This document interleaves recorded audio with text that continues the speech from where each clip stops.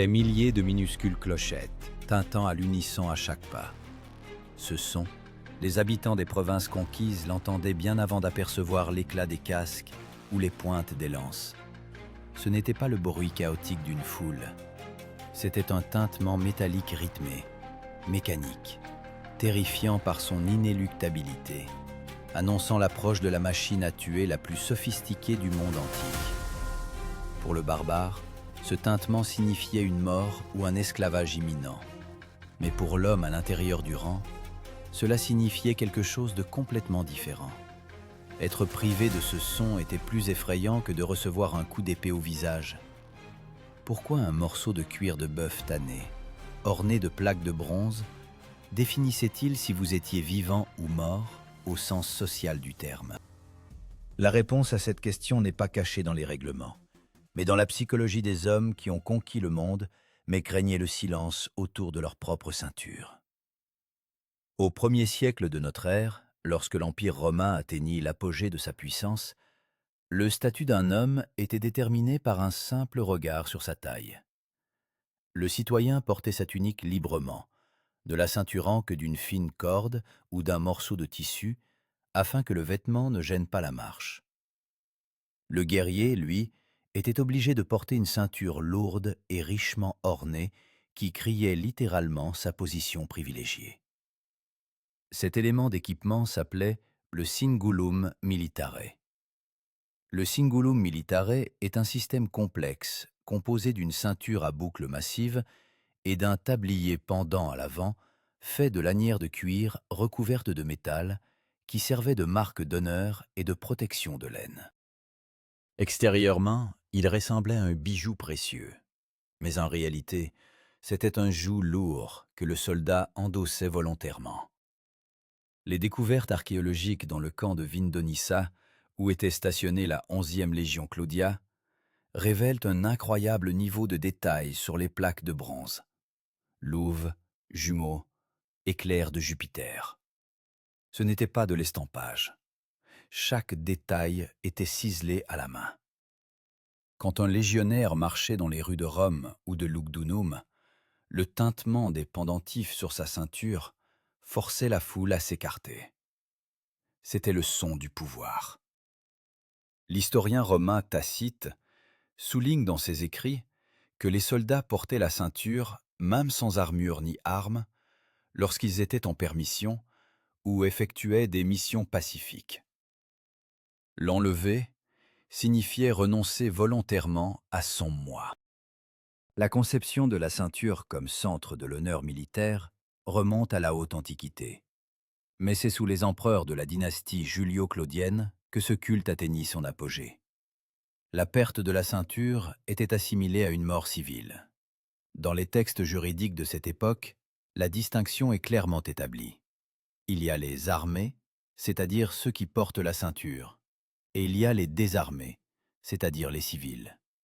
Le légionnaire pouvait être ivre, il pouvait être sans casque ni bouclier, mais tant qu'il portait le cingulum, il restait le représentant de l'empereur.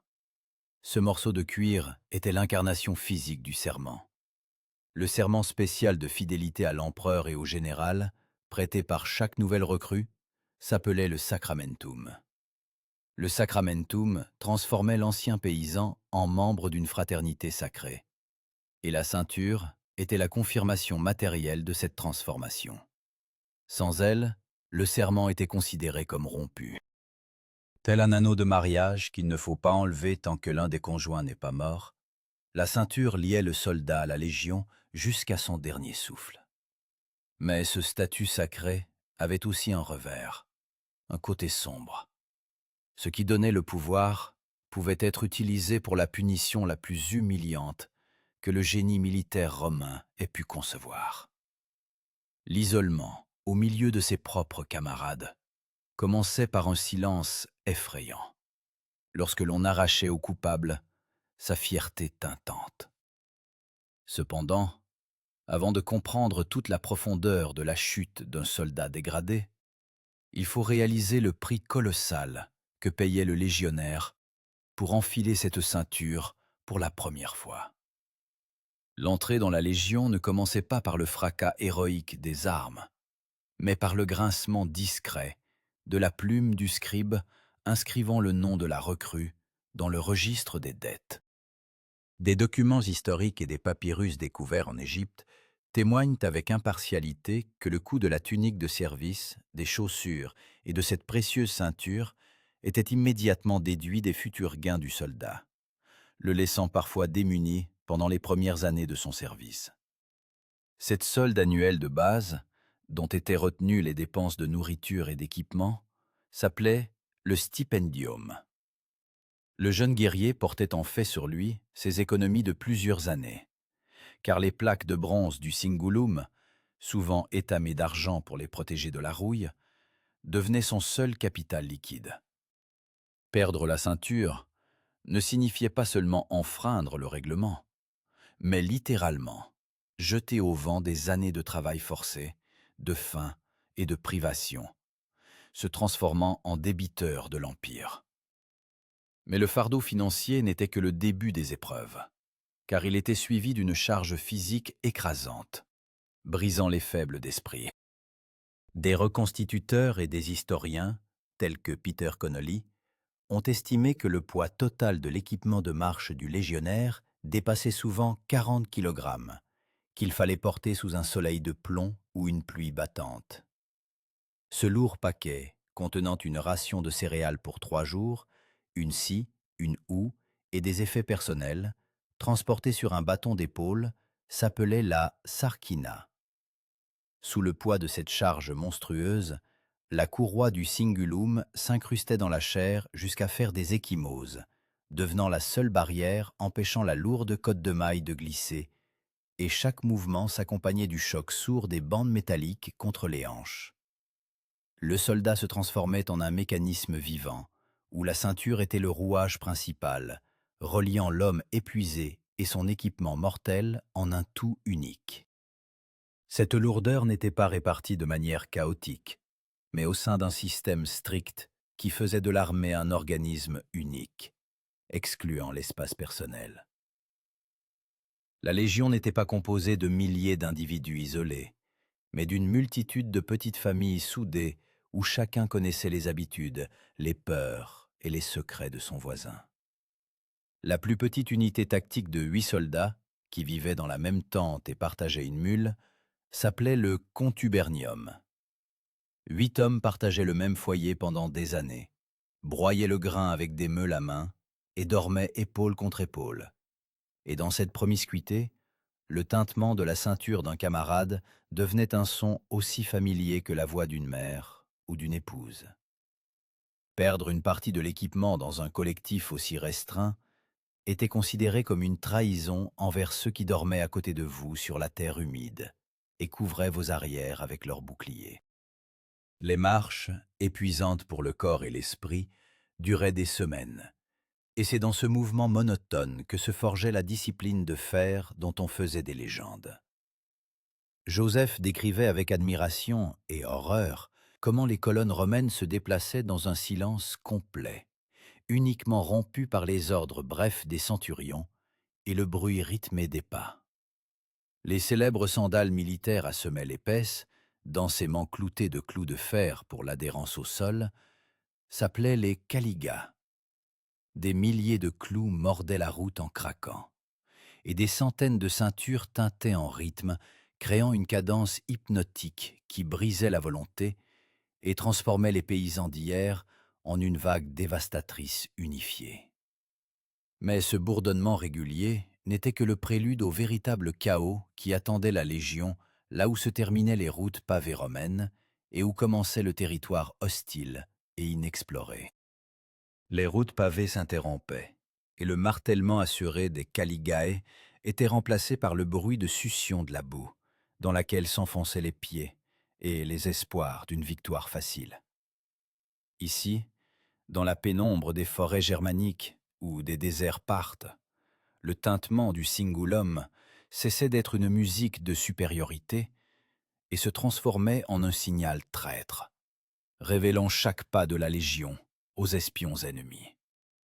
Caius Velleius Paterculus, qui participa personnellement aux campagnes germaniques, décrivait avec amertume comment les fourrés denses déchiraient la formation, transformant l'organisme unifié de l'armée en groupes d'hommes dispersés, encerclés par une mort invisible.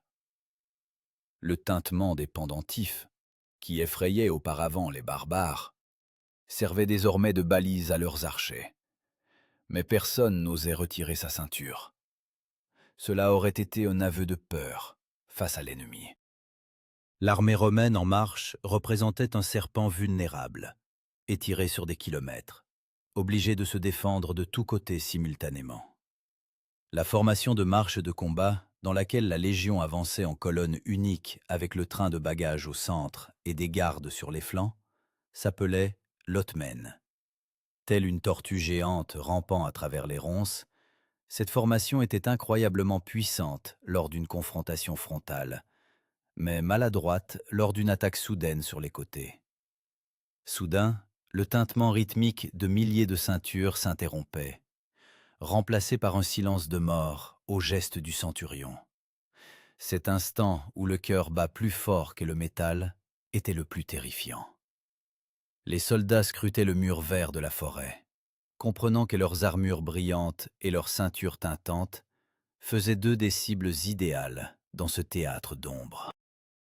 Le premier coup n'était jamais porté contre les principes prêts au combat, mais contre ceux qui portaient le fardeau de la vie en campagne. Dion Cassius, dans son Histoire romaine, décrit en détail le chaos qui survenait lorsque les barbares attaquaient la colonne en marche, profitant du fait que les mains des légionnaires étaient occupées par leurs fardeaux plutôt que par leurs armes. Le soldat en marche avec son équipement complet et non prêt à engager le combat immédiatement s'appelait l'impeditus. Dans ces secondes qui séparaient la vie de la mort, le légionnaire devait accomplir l'impossible. Jeter son ballot de 40 kg, saisir son bouclier et se réorganiser, tout cela sans perdre sa précieuse ceinture. Le cingulum devenait à cet instant une bouée de sauvetage. Il maintenait la tunique relevée, empêchant les longs pans du vêtement d'entraver les jambes dans la boue visqueuse. Si la ceinture avait cédé ou s'était détachée dans la bousculade, le soldat se serait retrouvé emmailloté dans ses propres vêtements, gisant au sol sous les coups des gourdins barbares. Le métal ne résonnait plus des pas, mais des chocs des lames. Et dans cette mêlée sanglante, les légionnaires se regroupaient instinctivement, s'orientant au cliquetis familier de l'équipement de leurs camarades. C'est ici, lorsque la formation se désagrégeait et que les commandants perdaient leur voix dans le bruit de la bataille, que commençait la véritable épreuve de force, où la perte de statut équivalait à la perte de la vie. Mais l'épreuve la plus terrible attendait ceux qui, ayant survécu à ce carnage, commettaient une erreur fatale pour laquelle Rome punissait sans pitié. Avril 69 après Jésus-Christ. Première bataille de Bedriacum. Ici, dans la boue des plaines du nord de l'Italie, ce ne sont pas les Romains contre les barbares qui se sont affrontés, mais les légions d'Othon et de Vitellius, frères contre frères, fer contre fer. Dans cette mêlée, que Tacite décrivait comme un massacre désordonné et cruel, le tintement des pendentifs du cingulum se transforma en glas funèbre. Lorsque la formation se brisait sous la pression des forces supérieures, le légionnaire était confronté à un choix monstrueux: mourir honorablement sous le poids de son équipement, ou se débarrasser de tout le superflu et fuir, sauvant une misérable vie. C'est ici, dans le brouillard sanglant de la panique, que se produisait cette perte pour laquelle il fallait ensuite payer de son âme. Dans le corps à corps, lorsque la distance se réduisait à la longueur d'un bras tendu, l'arme principale n'était pas la lance, mais le lourd bouclier et l'épée courte suspendus à cette même ceinture. La plaque métallique convexe au centre du bouclier, utilisée pour asséner des coups contondants au visage de l'ennemi, s'appelait l'umbo. Un coup d'umbo pouvait fracasser un crâne, mais dans la promiscuité, lorsque les corps étaient si pressés qu'il était impossible de respirer, les légionnaires perdaient l'équilibre. Tomber signifiait la mort. Vous étiez simplement piétiné par ceux qui suivaient, et des centaines de caligae cloutés transformaient le corps en une masse informe. Et c'est à ce moment que l'horreur animale prenait le dessus sur la discipline.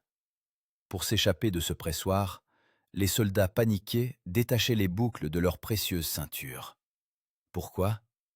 Parce que le cingulum, avec l'épée et le poignard qui y étaient suspendus, pesait plusieurs kilogrammes. Et, plus important encore, s'accrochait aux boucliers et aux armures des autres, devenant une ancre qui tirait vers le fond.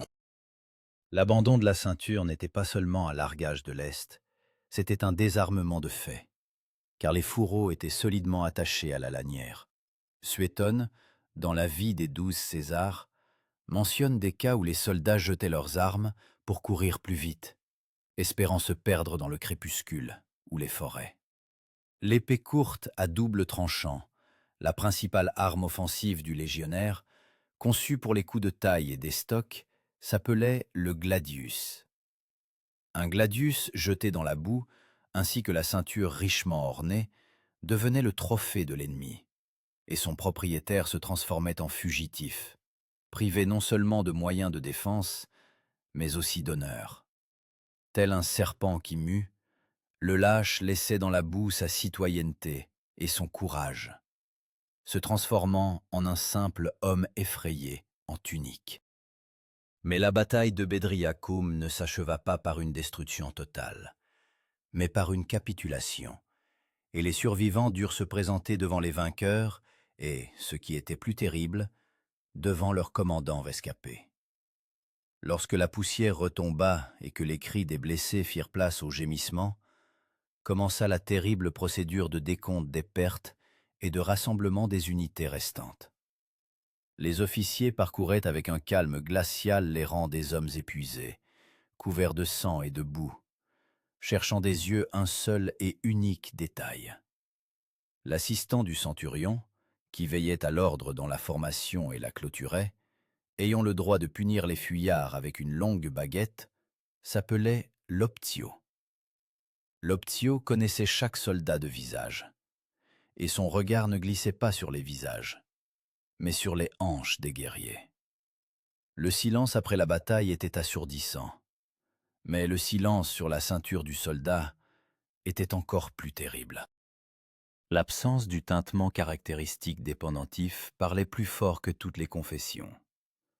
Celui qui se tenait dans le rang sans ceinture criait en fait « J'ai fui, j'ai jeté mon épée, je vous ai trahi ».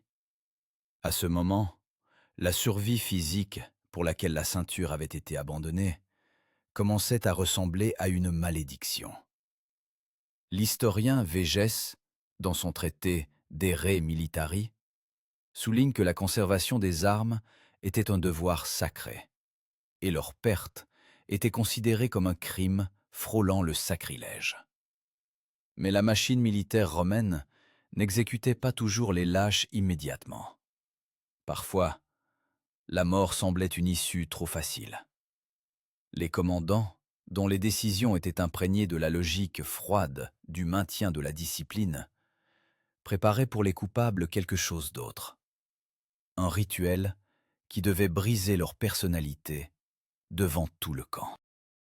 Le sort des déceinturés n'était pas décidé sur le champ de bataille, mais sur la place d'armes, face à ceux qui avaient conservé leur honneur et leur ceinture tintante. Le brouillard matinal se dissipait au-dessus du camp, révélant une scène qui, pour le soldat romain, était plus effrayante que l'exécution elle-même. La légion entière, des milliers d'hommes en armes, se tenait immobile en carré, et un seul homme se trouvait au centre, devant la tente du commandant. Il portait une tunique, mais elle pendait lâchement, dépourvue de son poids et de sa forme habituelle. Sa taille était vide. Le silence était tel que l'on pouvait entendre les étendards flotter au vent. Mais il n'y avait pas le tintement habituel et réconfortant des pendentifs. Cet homme était privé du droit d'émettre le son de la Légion. Suétone tranquille, dans La vie des 12 Césars, décrit comment même les centurions, l'élite de l'armée, étaient obligés, pour lâcheté ou perte d'équipement, de se tenir des jours entiers devant le prétoire sans ceinture, exposés au regard de tous comme des nullités. Le statut juridique et social du soldat privé de sa ceinture et relégué à une position humiliante, proche de celle du civil, s'appelait le distinctus. Être distinctus, littéralement déceinturé, signifiait devenir un fantôme. Vous étiez toujours obligé d'obéir aux ordres et de mourir pour Rome. Mais vous ne faisiez plus partie de la fraternité. Vous étiez un vide, privé de protection et de respect. Cet état rappelait l'officier moderne dont on arrache les épaulettes devant les troupes. Mais à Rome, cela ne durait pas des minutes, mais des mois. Tel un lépreux, un tel soldat devenait invisible pour ses amis d'hier sous la tente, et sa tunique nue servait de stigmate qui brûlait plus fort que le fer rouge. Mais l'humiliation morale n'était que la première étape de la punition, suivie d'un épuisement physique destiné à rappeler au corps sa lâcheté. Polybe et Tite-Live, dans leurs chroniques, rapportent en détail comment des cohortes entières, ayant perdu leurs étendards ou fui le champ de bataille, étaient réduites à la ration des animaux. Au lieu de pain de blé, base de la force du légionnaire, on leur donnait de l'orge grossière, qui servait habituellement à nourrir les mules et les chevaux. Ce type de punition, consistant à remplacer la ration de blé par de l'orge pour montrer que les soldats étaient tombés à l'état animal, s'appelait l'ordéum. En mâchant les grains durs et amers de l'ordéum, le soldat ravalait chaque jour son ressentiment et sa honte, comprenant que l'Empire l'estimait désormais moins que les bêtes de somme qui transportaient les tentes. C'était une métaphore incarnée dans la nourriture. Si tu as fui comme une bête effrayée, alors nourris-toi comme du bétail. Beaucoup ne supportaient pas cette pression et se suicidaient en se jetant sur l'épée, qu'on leur laissait parfois par miséricorde. Mais ceux qui survivaient étaient changés à jamais. Cependant, l'issue la plus terrible et irréversible pour ceux qui avaient perdu leur ceinture et n'avaient pas pu racheter leur faute par le sang lors du combat suivant, était l'expulsion de l'armée. Les diplômes militaires romains et les digestes juridiques distinguent clairement la retraite honorable de l'expulsion honteuse. Si le vétéran recevait terre et argent, le déceinturé était jeté dans le monde sans un sou, avec un casier judiciaire qui lui fermait toutes les portes. La procédure officielle de renvoi honteux de l'armée, sans droit aux avantages, à la pension et à l'attribution de terres, s'appelait la missio ignominiosa. Un homme avec une telle mention dans ses documents devenait un paria.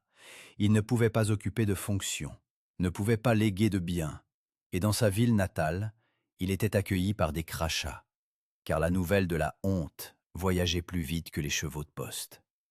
La missio ignominiosa était une mort sociale, transformant un héros en vagabond, dont la vie se terminait dans un fossé, tandis que ses anciens camarades devenaient des propriétaires terriens respectés. C'est cette peur, non pas la peur de la mort, mais la peur de devenir un moins que rien, qui forçait les Romains à tenir la formation lorsque, apparemment, tout espoir était perdu. La ceinture cingulum n'était pas seulement un porte-épée, c'était le fil qui liait l'homme à la civilisation, à la loi, à Rome elle-même. Le perdre signifiait sortir de l'histoire. Mais même dans ce système cruel, bâti sur la peur et le fer, subsiste une question qui tourmente historiens et philosophes aujourd'hui encore. Qu'est-ce qui forçait les hommes à endosser volontairement ce joug et à en supporter la lourdeur pendant 25 ans? La réponse à cette question se trouve dans la leçon finale que Rome nous a donnée et que nous semblons avoir commencé à oublier. L'histoire, figée dans le bronze et le cuir, a la propriété de survivre aux empires qui l'ont engendrée. Lorsque les archéologues ont fouillé la plage de l'ancienne Herculanum, détruite par le Vésuve, dans les années 80 du XXe siècle, ils sont tombés sur une découverte qui a ébranlé le monde scientifique plus que l'or ou les statues de marbre. Parmi des centaines de squelettes de personnes tentant d'échapper à la cendre incandescente, gisait un homme qui n'avait pas fui en panique, mais était resté à son poste face à la catastrophe. Sur ces os, des fragments de l'équipement dont nous avons parlé subsistaient, oxydés, fusionnés par la chaleur, mais toujours reconnaissables. Des détails de la ceinture avec un ensemble d'outils. Ce soldat sans nom, mort dans l'exercice de ses fonctions, lors de l'une des catastrophes naturelles les plus terribles de l'histoire, est devenu la preuve physique que le cingulum n'était pas seulement un accessoire, mais une partie du squelette du guerrier. Le soldat qui avait servi son temps complet et était parti en retraite honorable, mais qui conservait les privilèges et le respect de la société, s'appelait l'éméritus. Notre héros d'Herculanum n'a probablement pas eu le temps de devenir éméritus, mais il est mort en véritable Romain, ceinturé. Pour l'éméritus, la ceinture se transformait d'outil de guerre en relique familiale. Imaginez un vétéran aux cheveux blancs, assis sur le seuil de sa maison, dans une lointaine colonie, quelque part en Bretagne ou en Afrique du Nord. Sa tunique est simple, ses mains sont calleuses à force de manier la charrue, mais sur le mur, à une place d'honneur, est suspendu son vieux cingulum usé. Quand ses petits-enfants lui demandent de raconter la guerre, il ne prononce pas de mots. Il décroche simplement la ceinture du mur et la secoue. Ce tintement familier, qui autrefois faisait fuir les ennemis, emplit maintenant la pièce du souvenir du sang versé, des marches sous la pluie et d'une fraternité plus solide que la pierre. La ceinture était l'incarnation matérielle de ce que Rome appelait la Romanitas. L'ensemble des qualités culturelles, politiques et spirituelles qui distinguent le vrai Romain du barbare s'appelait la Romanitas. Sans ceinture, pas de soldats. Sans soldats, pas de légion. Sans légion, pas de Rome. Cette simple chaîne logique a maintenu la civilisation à l'abri du chaos pendant des siècles. Cependant, rien n'est éternel, et l'évolution de la ceinture elle-même est devenue le miroir du déclin de l'Empire. Les recherches de Michael Bishop et John Coulston, experts de premier plan en équipement militaire romain, révèlent une tendance effrayante. Au IIIe siècle de notre ère, ce cingulum complexe, tintant et richement orné de pendentifs commence à disparaître.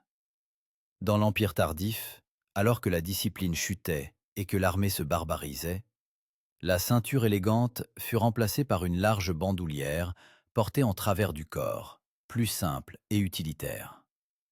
La large bandoulière portée en travers de l'épaule, à laquelle l'épée était attachée à la fin de la période, déplaçant l'accent de la taille vers la poitrine, s'appelait le balteus.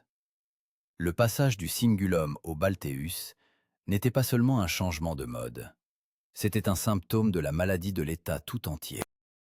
Ce sang spécifique, qui symbolisait la cohésion mécanique de la Légion à son apogée, avait disparu.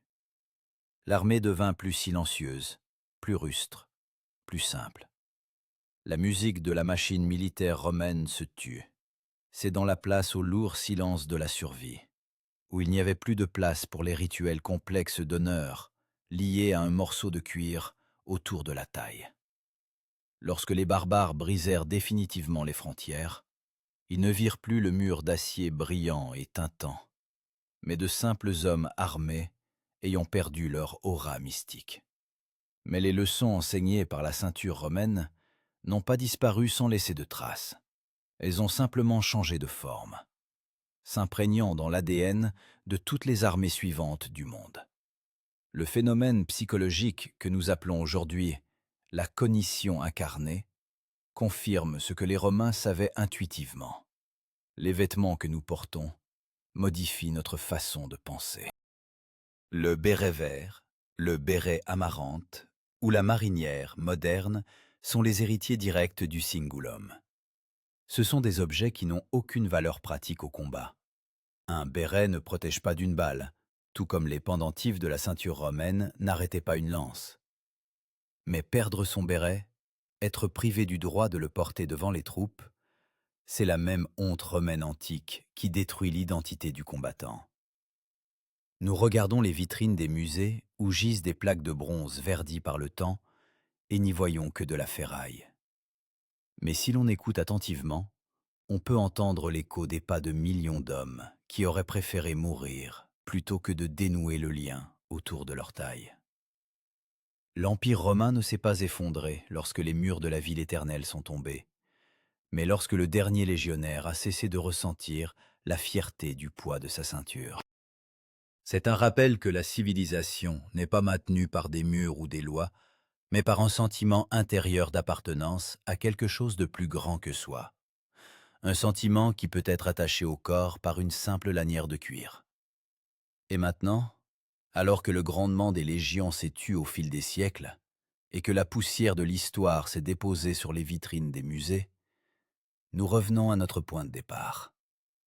Nous avons entendu le tintement qui effrayait les ennemis. Nous avons vu la honte de ceux qui ont été privés de ce son. Et nous avons ressenti le poids de la responsabilité qui reposait sur les hanches du guerrier antique.